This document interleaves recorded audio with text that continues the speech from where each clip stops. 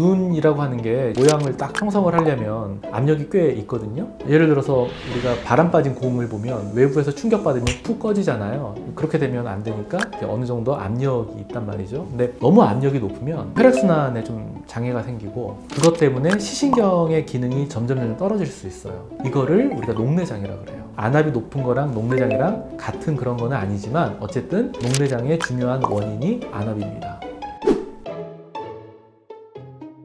또 시력교정 수술할 때 안압을 좀 중요하게 보는 이유가 뭐냐, 정상 안압인데 시력교정 수술하면 안압이 좀 낮게 측정이 돼요. 이게 무슨 말이냐면 우리가 안압 측정하는 원리가 있어요. 눈이 있으면 외부에서 어떤 기구가 그 바람이 눈을 펑 하고 충격이 가해지면 눈이 조금 찌그러지잖아요. 근데 안압이 높으면 덜 찌그러지는 거고 안압이 낮으면 푹 하고 들어가죠. 그거를 측정을 해요. 안압이 어느 정도다 이렇게 환산을 해서 계산을 해주는 검사 장비가 있거든요. 그걸로 안압을 재는데 특히 이제 라식 수술하면 각막이 얇아지거든요. 각막이 얇아지면 똑같은 힘으로 각막을 누르면 각막이 쑥 하고 들어가요. 그러면 안압이 낮아진 거 아니야? 그런 식으로 이제 이해가 돼요. 그래서 예전에는 수술 전에는 그냥 안압이 좀 높다가 수술하고 났는데 안압이 그냥 낮아졌어. 안압의 변화로 생각을 한 거예요.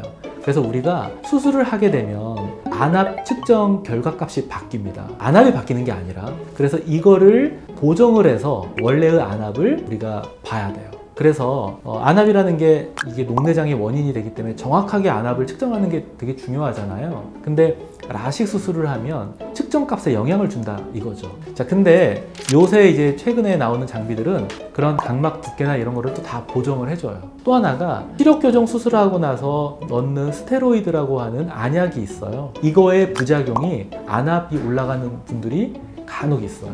수술한 이후에 정기적으로 안압 체크를 하면서 안압이 올라가는 부작용이 있는지 우리가 체크를 해야 되고요. 그런 부작용이 있다 그러면 약을 바꾸기도 하고 약을 중단하기도 합니다. 운동으로 인해서 일시적으로 안압이 바뀔 수 있어요. 이게 뭐냐면 유산소 운동을 하게 되면 그렇게 바뀌지는 않아요. 이제 무거운 거를 들어 올리는 웨이트를 할 때는 안압이나 혈압이 올라가는 건 당연한 생리 현상이고요. 누구에게나 있는 거기 때문에 그렇다고 해서 시력교정 수술을 못할 거는 아닙니다. 사실은 안압이 오른다고 해서 그게 증상이 있는 건 아니에요. 그래서 대부분의 경우에 나 안압 올라가는 증상이 있어요 하는 분들을 보면 대개는 안압은 정상이고요.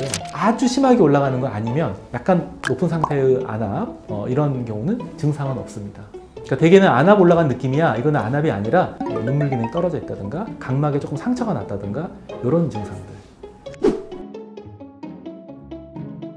안압이라고 하는 거는 딱히 증상이 있는 것도 아니고 근데 사실은 되게 중요한 거거든요. 기본적인 어떤 눈의 건강 상태를 우리가 나타내는 거기 때문에 정기적으로 안과를 와서 검사를 받아야 됩니다.